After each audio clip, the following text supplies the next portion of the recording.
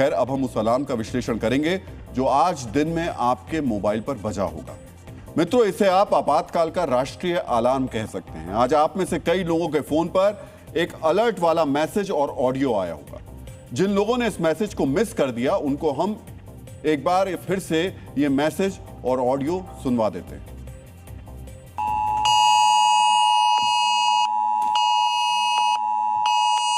भारत ने स्वदेशी तकनीक का उपयोग करते हुए सेल ब्रॉडकास्ट सेवा शुरू की है, जिससे नागरिकों को आपदा की तत्काल सूचना मिल सकेगी। सतर्क नागरिक, सुरक्षित राष्ट्र। इस संदेश को प्राप्त करने पर जनता को कोई कार्यवाही करने की आवश्यकता नहीं है। ये एक परीक्षण संदेश है।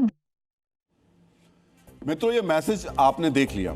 अब हम आपको बताते हैं कि आखिर इस मैसेज का मकसद क्या था। दरअसल ये मैसेज भारत के CBS यानी सेल ब्रॉडकास्टिंग सिस्टम से आया था।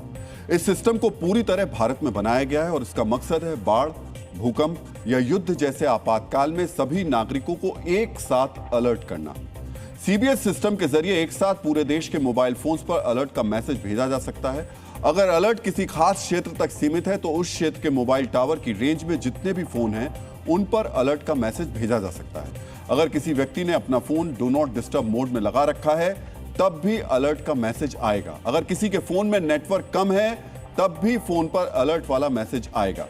CBS सिस्टम से मैसेज आने पर फोन से सायरन जैसी आवाज आती है और फोन तेजी से वाइब्रेट करता है, जबकि मोबाइल धारक को अलर्ट की जानकारी जिससे मिल जाए। हिंदी और अंग्रेजी समेत कुल 21 भाषाओं में CBS सिस्टम अलर्ट भेजता है। आज फोन पर जो अलर्ट का मैसेज आया है वो दरअसल इस सिस्टम की टेस्टिंग थी। सभी परीक्षण पूरे होने के बाद एक देश एक अलर्ट का सिस्टम ऑपरेशनल हो जाएगा। मित्रों, गाजा युद्ध के दौरान आपने कई बार देखा और सुना होगा कि हमले का अलर्ट मिलते ही इजरायली नागरिक फौरन अपने घर या नजदीक बने बंकरों में चले जाते थे। इजराइल में भी CBS जैसी ही तकनीक इस्तेमाल की जाती है। किसी मिसाइल या रॉकेट हमले की जानकारी मिलते ही इजरायली नागरिकों के फोन पर मैसेज आता है और मैसेज पढ़ते ही लोग बंकरों में जाकर छिप जाते हैं।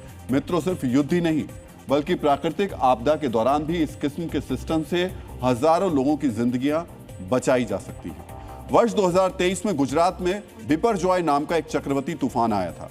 तूफान आने से ठीक पहले CBS से 10 सेकंड के अंदर 3 करोड़ 20 लाख मोबाइल फोन्स पर मैसेज भेजा गया।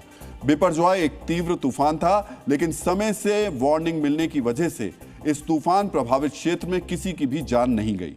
इसी वर्ष 2024 में जब केरलम में भीषण बाढ़ आई थी तब भी इसी तरह लोगों के फोन पर मैसेज भेजे गए थे। इस चेतावनी की वजह से 5 लाख लोगों की जान बच गई।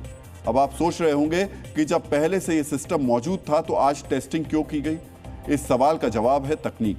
तब से लेकर अब तक नए किस्म के मोबाइल फोन और सिम बाजार में आ चुके हैं। सरकार चाहती है कि अलर्ट मैसेज सभी किस्म के फोन्स तक पहुंचे। इसी वजह से CBS सिस्टम में नए बदलाव करके टेस्टिंग की जा रही है।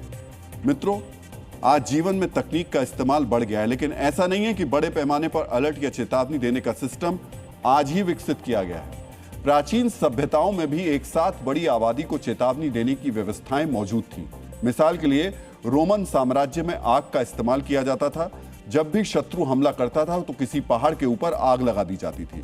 रात को आग की लपटें और दिन में आग का धुआं देखकर लोग समझ जाते थे कि शत्रु उन पर हमला करने वाला है। इसी तरह प्राचीन भारत में बड़ी आबादी को चेतावनी देने के लिए ढोल नगाड़ों का इस्तेमाल किया जाता था। आचार्य चाणक्य ने तो इस किस्म की चेतावनी के लिए एक पूरा मॉडल तैयार किया था। चाणक्य नीति के इस मॉडल को दैवम व्यसन कहा जाता है। दैवम व्यसन का मुख्य लक्ष्य था बाढ़ से नागरिकों को बचाना। इसके लिए नदी किनारे जल स्तर की निगरानी करने के लिए लोग तैनात किए जाते थे। जैसे ही नदी का जलस्तर बढ़ता था तो निगरानी करने वाला दल फौरन नगाड़े बजाता था। नगाड़े बजाने के साथ साथ तेजी से भागने वाले धावक आबादी वाले क्षेत्रों की तरफ भेजे जाते थे। इन धावकों से चेतावनी मिलते ही स्थानीय प्रशासनिक अधिकारी लोगों को ऊंची जमीनों पर जाने के लिए कहते थे। नदी किनारे वाले नागरिकों के लिए घरों में छोटी नाव रखना अनिवार्य कर दिया गया था, ताकि अगर वो चेतावनी को सुन या समझ ना पाए तब भी वो बाढ़ से खुद को बचा सके।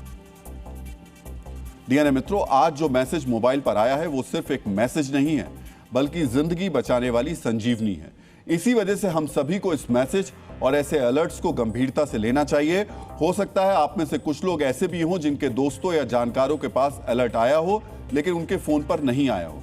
इसकी एक बड़ी वजह आपके मोबाइल फोन की सेटिंग्स हो सकती है। अब हम आपको मोबाइल फोन के अंदर सेटिंग में एक बदलाव की जानकारी देने जा रहे हैं ताकि अगली बार आप इस जरूरी अलर्ट वाले मैसेज को मिस ना करें।